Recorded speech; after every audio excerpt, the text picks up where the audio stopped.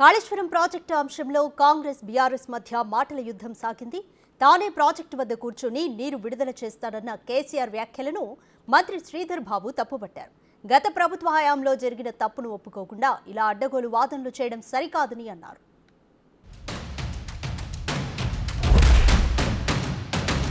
ఈ దద్దనలకు చేత కాకపోతే 50,000 మంది రైతులు నెంబడేసుకుని వీళ్ళని పండబెట్టి తొక్కుకుంటూ పోయి మేడిగడ్డ అక్కడ కుర్చేసుకొని కూర్చొని నేను నింపుతాం, మళ్ళీ ఇవన్నీ రంది పడకుండా అని చెప్పిన నేను చేసి చూపిస్తాం.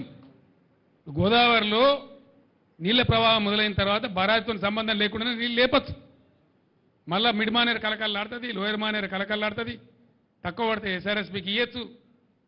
ఎత్తాల నీళ్ళు ఇప్పుడు ఈ ప్రభుత్వం ఇది దీని పేరు చెప్పి దాని పేరు చెప్పి ప్రజల నోట్లో మట్టి కొడతామంటే ఇక చూస్తూ కూర్చోం. గోదావరిలో 20,000 క్యూసెక్లు దాటిన తర్వాత వీళ్ళు నీళ్లు ఎత్తడం ప్రారంభించకపోతే నేనే ఒక 50,000 మంది రైతులు వేసుకొని పోతా, తొక్కి వీళ్ళని పండబెట్టి తొక్కి ఆ మోటార్లు నడిపిస్తాం. కాళేశ్వరం పిల్లర్లకు సంబంధించి సింక్ అయినాయి. సింక్ అయితే ఎవరు కారణం? దానికి ముఖ్యమంత్రి గారే వారే స్వయాన డిజైన్ చేసి వారే చీఫ్ ఇంజనీర్గా, ఇంజనీరింగ్ ఇన్ చీఫ్గా, డిజైన్ సిడిఓగా వారే చేసిండ్రు కదా. చేసిన తర్వాత గురైంది.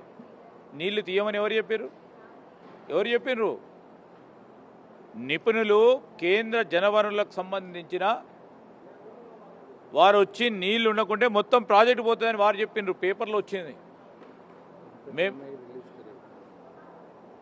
వారి ప్రభుత్వంలోనే రిలీజ్ చేయడం జరిగింది. అది బాధ్యులమా మేము? ప్రాజెక్ట్ కూలిపోవటానికి వారి బాధ్యత వహించాల్సింది పోయి తిరిగి మాపై నిందలేసే ప్రయత్నం చేస్తూ ఉన్నారు.